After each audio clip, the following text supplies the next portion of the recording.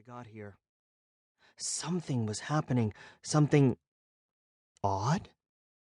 Not bad, I don't think, but certainly odd. I was at the bottom of the small puddle in my rock, and whereas previously I could only see in a direct line of sight around me, I could now see everything where the water had overflowed to. Neat! More than see, actually. I could sense everything in that area perfectly, as if all of my senses were attuned to the space around me. I tasted the salty stone, smelled the earthy fragrance, saw every flaw and nuance of the stone, and heard echoes of falling water.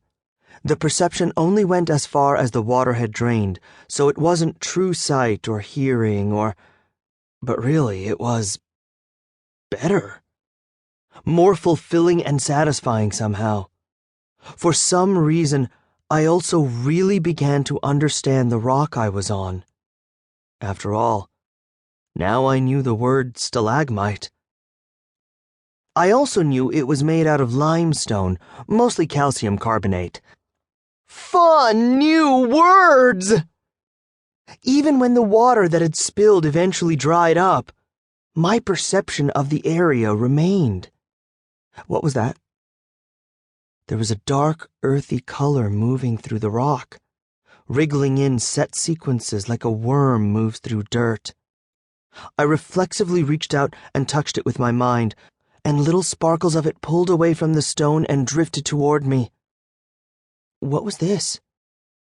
How did it follow my mind? It kept coming closer, now of its own accord.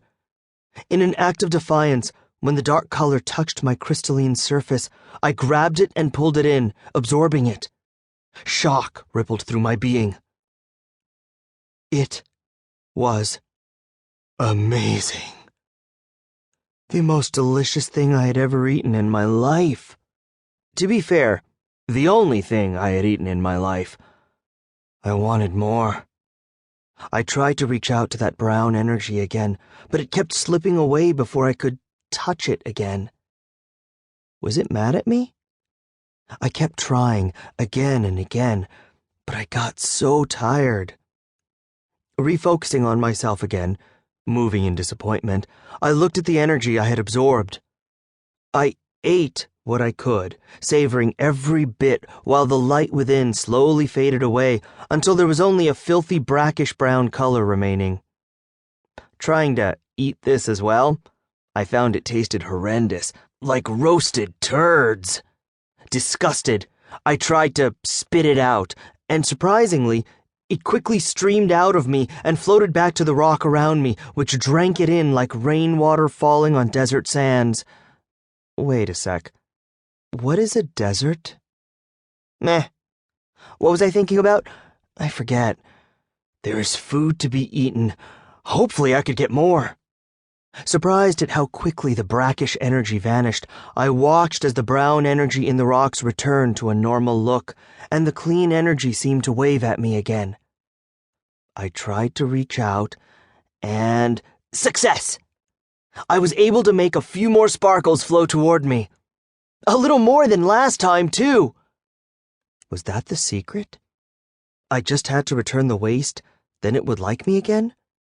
The energy I had already absorbed was pure white, slowly gaining color toward my normal blue. Taking in the brown energy, I really focused on what I was doing this time, instead of just eating as quickly as I could. I was actually pulling the white energy from the brown, separating the two until only a dull brown color remained. Spitting out the filthy-tasting remainder, I again pulled the earth-colored light from the stone around me, continuing for a time I didn't know how to count. Rain came infrequently. Every time it did, the depth of my vision, my knowledge of the surrounding world, increased. Each stone the water washed over increased my knowledge. Soon, I could tell you the names of everything in reach and their properties. For instance, I knew just how much energy they contained, allowing me to calculate the sustenance I would be able to draw from them. I knew what they were made of, how tightly bonded they were, their density, and which of them would float. None of them. From this knowledge, I found more efficient ways of eating. Pulling